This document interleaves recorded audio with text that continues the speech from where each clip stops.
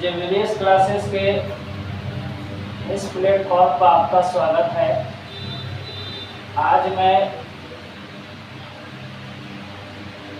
संस्कृत उपसर्ग लेकर आया हूँ।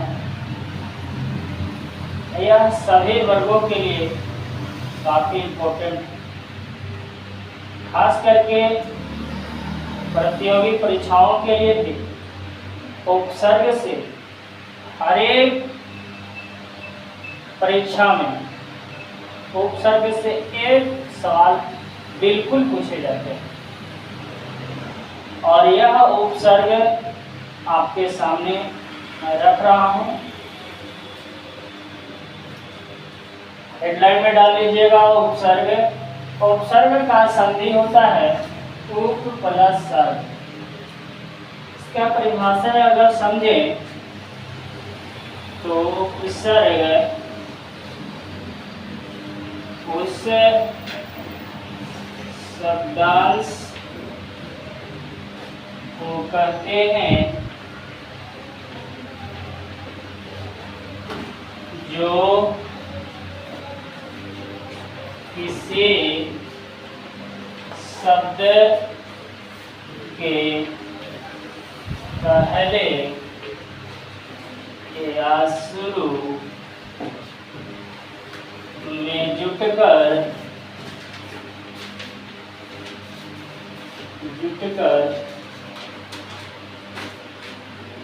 भिन्न अर्थ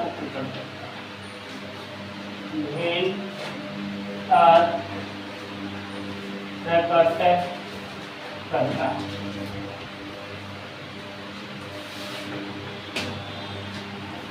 अर्थात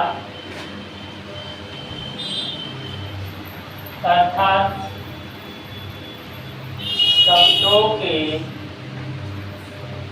अर्थ को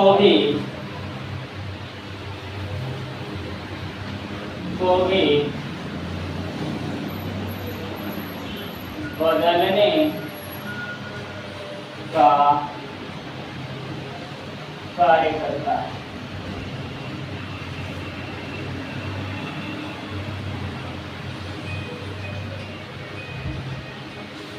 शब्दों के अर्थ को भी बदल देगा, यानी उपसर्ग किसी भी शब्द के पहले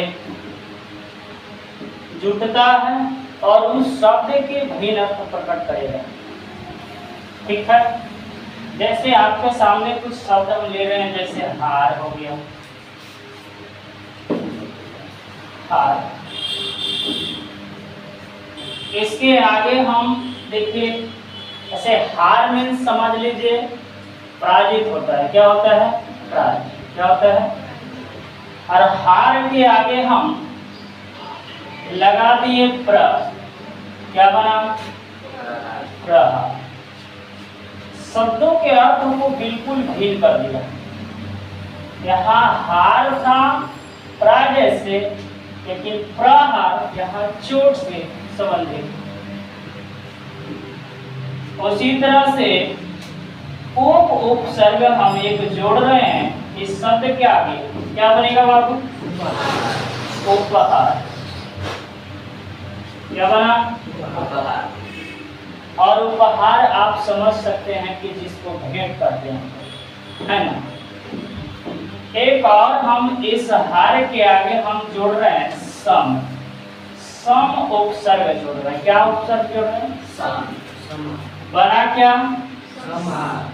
संहार। क्या बना? संहार का अर्थ जो है बिल्कुल भिन्न कर दिया इससे, है ना। तो इतना पहले आप नोट डाउन कर लीजिए।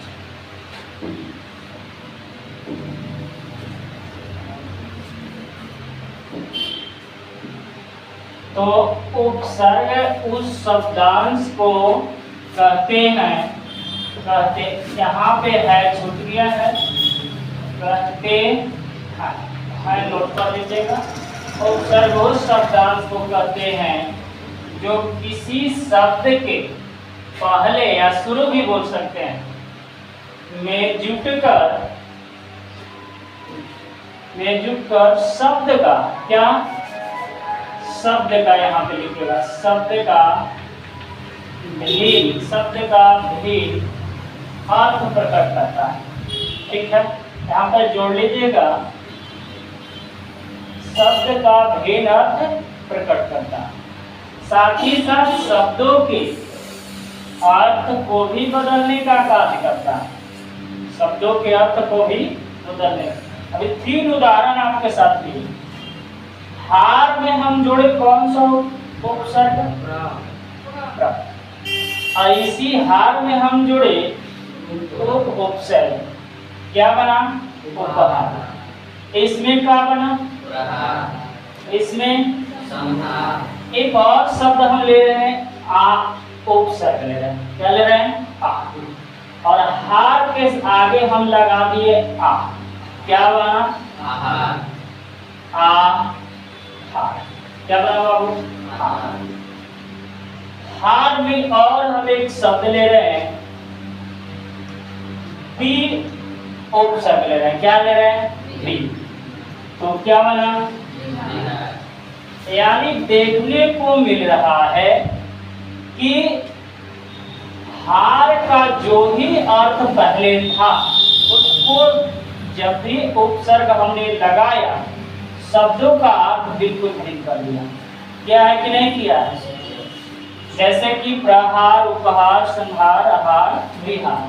ठीक है, इसके बाद यहां से हम समझने का प्रयास करेंगे। संस्कृत में लिखेंगे, संस्कृत में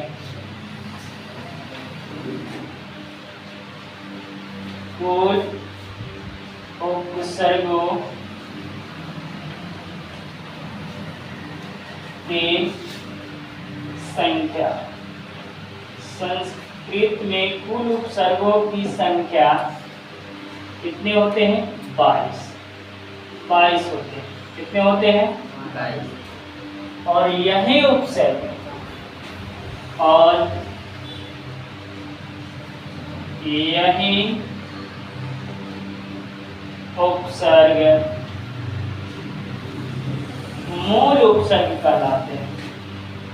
मूल उपसर्ग कहलाते हैं।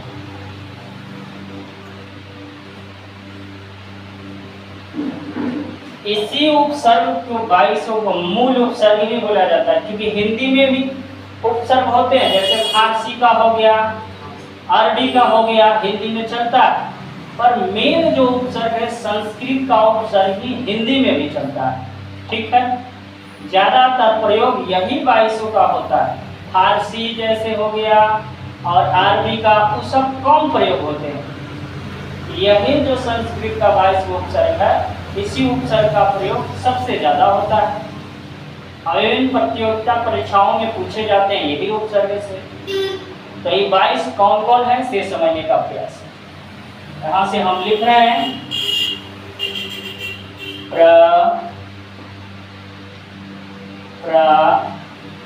अप, समा, प्र, अप, समा, अनु, अव, निस, नीर,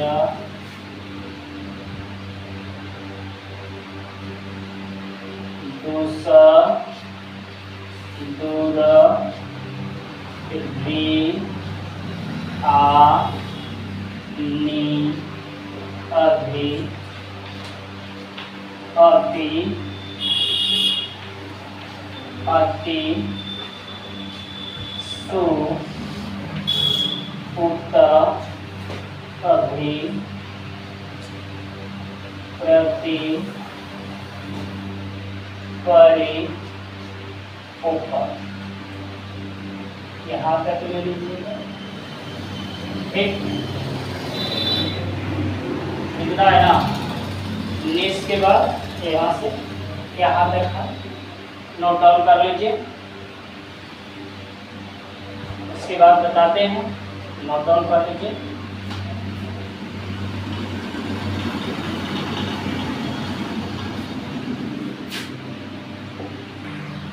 लिखे हैं संस्कृत में कुल उपसर्गों की संख्या कितने हैं? 22। कितने हैं? 22। और यही उपसर्ग मूल उपसर्ग कहलाते हैं। क्या कहलाते हैं? मूल उपसर्ग कहलाते हैं। मूल मीन्स मेन उपसर्ग। और कौन कौन 22 है? प्र, प्रा, अप, सम, अनु, अव, निश, नीर, दूस, दूर, वी, आ, नी, अधि, अपि, अति, सु, उत, अभि, प्रति, परि, ऊपर। नहीं 22 हो गए कि नहीं? कुल कितने हो गए? 22। ठीक, एक बार इसको कैसे याद करना उसके पे चर्चा कर लेते हैं। ऐसे तो देखने में लग रहा है ऐसा लिखना याद होगा ही, है ना? पर अभी 5 मिनट के अंदर पूरा का पूरा आपको याद हो जाएगा। जैसे हम बोलते हैं वैसे बोलिए, पूरा याद हो जाएगा। बोलिए, हम जब बोलेंगे तब बोलिएगा। एक बार सुन लीजिए, ऐसे पढ़ा है प्र, प्राय, समय, नीरा, दूसा, दूर, बियानी, बिया, पेया, सु, उत्तय, प्रति, परि, एकदम शांति से होकर के पढ़ना है, लय के साथ, और याद हो जाएंगे। यहाँ तक एक बार आपको बोल लेना है। दूसरा दूर का ऐसे जब बोलेगा बोलिएगा पीछे से। प्र, प्राय, समय, निशा, नीरा, दूसा, दूर,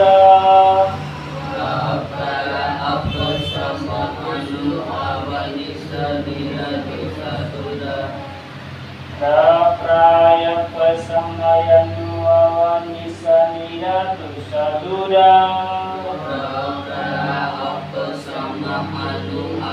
निशा, नीरा, दूसा, दूर,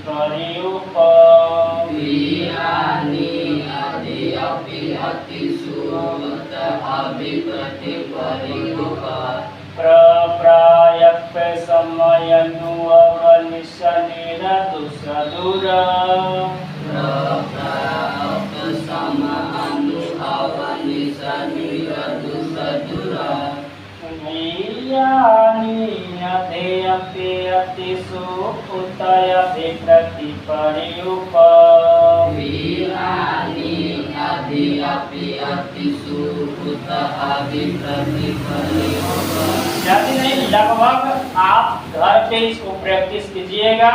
इस बार बहुत अच्छा से याद हो जाएगा। ठीक है, याद लगभग हो ही गए होंगे। जब लय पकड़ा गए याद हो जाएगा, है ना जी? एक बार फिर से बोलिए, हमारे साथ बोलिएगा सभी लोग। प्र, प्राय, समय, निशा, नीरा, दूसा, दूर। यहाँ तक थोड़ा ब्रेक लेना। इसके बाद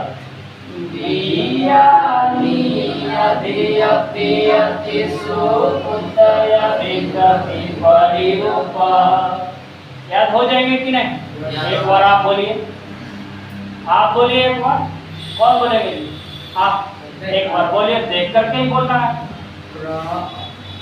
इनके साथ पीछे से आप बोलिएगा। बोलिए।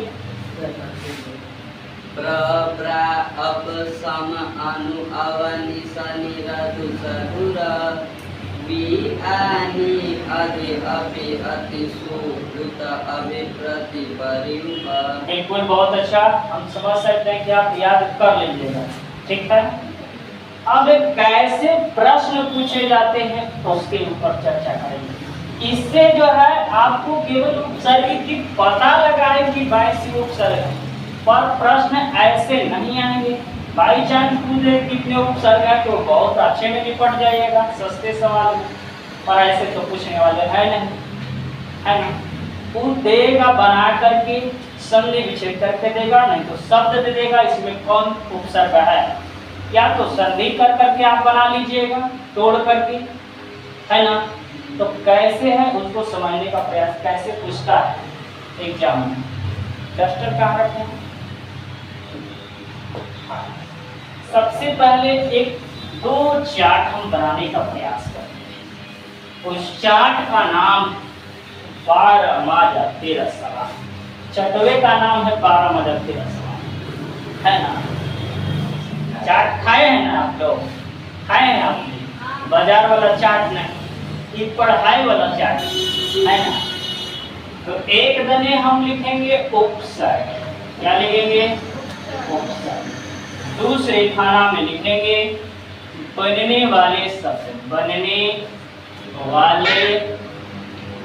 वाले शब्द, बनने वाले शब्द। दो चार वो उपसर्ग ले रहे हैं, उससे हम बता रहे, आप उसको घर पे 2-4 बार जो भी है बनता है आपसे उसको बना लीजिएगा, ठीक। जैसे हम सम उपसर्ग ले रहे हैं, क्या ले रहे हैं? सम। एक सम उपसर्ग हम ले रहे हैं, तो जैसे सम उपसर्ग से बनेगा संवाद, क्या है? संवाद। और परीक्षा में पूछा जाता है, सबसे ज्यादा यह पूछा जाता है, जो आधे वाले होते हैं उनसी से पूछता ही है परीक्षा में। और ये आधा वाला है, देखिए जब हलंत लग गया तो समझिए क्या है?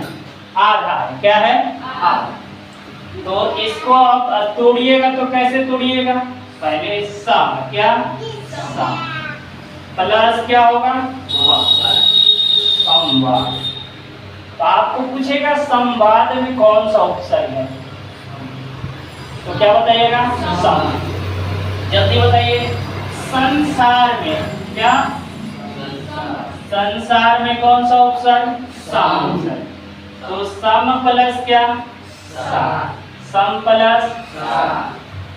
समझने का प्रयास कीजिए, बन जाएगा। जैसे आप बता दीजिए दुष्ट से, आधा हिस्सा, क्या है? आधा।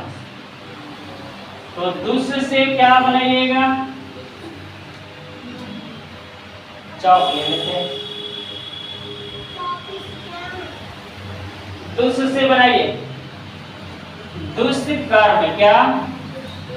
दूषित कर्म क्या बनेगा? ईसा इसमें टूट जाता है, दूष प्लस कर्म, ठीक है। आधा सा यहाँ पे जो है आपको, इसमें आधा सा नहीं है, पर ऐसे इसका तोड़िएगा तो दूसरे जोड़ शासन मिलता है। आप बनाइए परा उपसर्ग से, परा उपसर्ग से आप बनाइए 2 शब्द बनाइए। जैसे पराजित, बहुत अच्छा शब्द आपने लिया। जैसे परा को हटाएंगे तो उधर जीत, जीत एक शब्द है, बहुत अच्छा।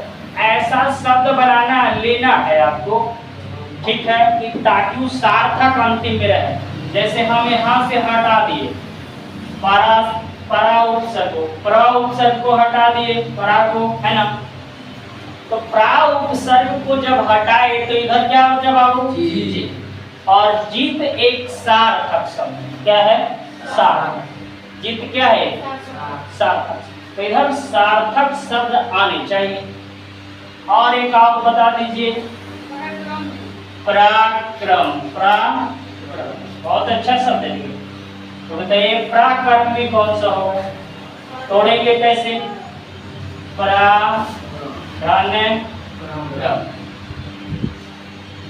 तोड़ के हम बता रहे हैं क्रम एक शब्द सार्थक शब्द है कि नहीं?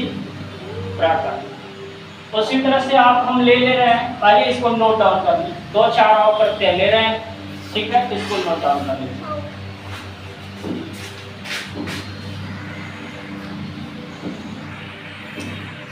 ये बदल जाएंगे, दुष्ट प्लस शासन, क्या बन जाएंगे? दुष्ट प्लस शासन, दुशासन, ठीक है। और इसी तरह से हम ले रहे हैं और 2-4 उपसर्ग ले रहे हैं। जैसे हम प्रति ले रहे हैं उपसर्ग, क्या ले रहे हैं? प्रति। तो प्रति से क्या आप बना सकते हैं? बताइए। प्रतिदिन, क्या? प्रति। कितने अच्छे जो है शब्द आपने लिए, यहाँ से जैसे ही हम हटाएंगे प्रति उपसर्ग, क्या मिलेगा बाबू? दिन। क्या मिलेगा? और दिन एक सार्थक शब्द है। प्रति मास, प्रति मास, यहाँ से हटाएंगे तो प्रति उपसर्ग अलग हो जाएंगे, मास अलग। मास मीन्स महीना, मास मीन्स महीना। ठीक, उसी तरह से आप और दो चार को लेकर के हम देखते हैं उपसर्ग। जैसे सु उपसर्ग से, सु उपसर्ग से स्वागतम, क्या? स्वागत, स्वागत, स्वागत। यह संधि का ही उदाहरण भी है। तो इसको अगर तोड़िएगा तो सुधन आगत होता है। क्या होता है? अगर स्वागत में अगर ऐसे दे दिया कि स्वागत में कौन सा उपसर्ग है, तो जिनको उपसर्ग नहीं पता है तो पहले सुए मारेंगे। तो पहले सु आगे दिखाया जा रहा है तो पहले, सॉरी स्व आगे दिखाया जा रहा है, पहले स्व मारो। ऑप्शन में स्व दे ही रहेगा, है ना जी। और लास्ट वाला में सु देगा। एगो मान के चलिए सा देगा, एगो स्व देगा, ठीक। और कोई और दे देगा और लास्टवा में सु देगा, लास्टवा में देगा। लइकन तो पहला ही दे देगा। अच्छा स्व है, यही होगा लड्डू नंबर। क्या मिला? लड्डू नंबर। उसी तरह से ले लीजिए स्वागत, ले लीजिए। बताइए क्या लिया जाए? स्वाध्याय, स्वाध्याय क्या बनेगा? सुधन स्वाध्याय में सुधन अध्याय नहीं होगा। दूसरा वर्ड ले लीजिए, कुछ दूसरा सोचिए। स्वर्ग, और सोचिए उपसर्ग में। और एक उपसर्ग हम ले रहे हैं, अप से बना लीजिए। तो थोड़ा सा आपको अप लिखवाए थे, लिखवाए आप? चले आप लिखवा दिए हैं। उत से ले लीजिए। क्या? उत उपसर्ग से बनाइए, दो शब्द बनाइए। उच्चारण आप लिखे था आपको, तो उच्चारण यहां से अगर हम तोड़ेंगे तो क्या लिखेगा? उत्धन चारण, उत्धन क्या बनेगा? उच्चारण। उल्लास में कौन सा है उपसर्ग? उल्लास। तो उत्धन लास, उत्धन उल्लास, ठीक। उत्धन लास उल्लास। तो देखिए यहाँ पे निकल रहा है शब्द जो बहुत कठिनाई से निकल रही है। अगर जानकारी इसका नहीं होगा बिल्कुल आपको गलत होना ही होना, मान के चलिए, है ना जी। तो इसको भी आप नोट डाउन कर लीजिए।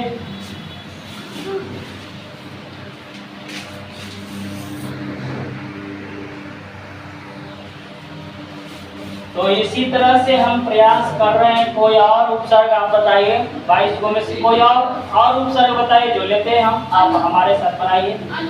अनु, अनु से बनाइए जी। अनु से आप अनु उपसर्ग से शब्द बनाएं। जैसे अनुक्रम, क्या बाबू? निकालेंगे उपसर्ग का बनेगा, जल्दी से तोड़िएगा। अनुक्रम, अनुधन क्रम। ये क्या लिखे? अनुवाद। क्या बाबू? अनुवाद। क्या? अनुवाद। क्या तोड़िएगा? अनुधन वाद, अनुधन वाद। और कोई उपसर्ग आप बताइए जो लेते हैं। अधि से बनाइए बाबू। बहुत बहुत धन्यवाद, याद कर लीजिएगा, ठीक है।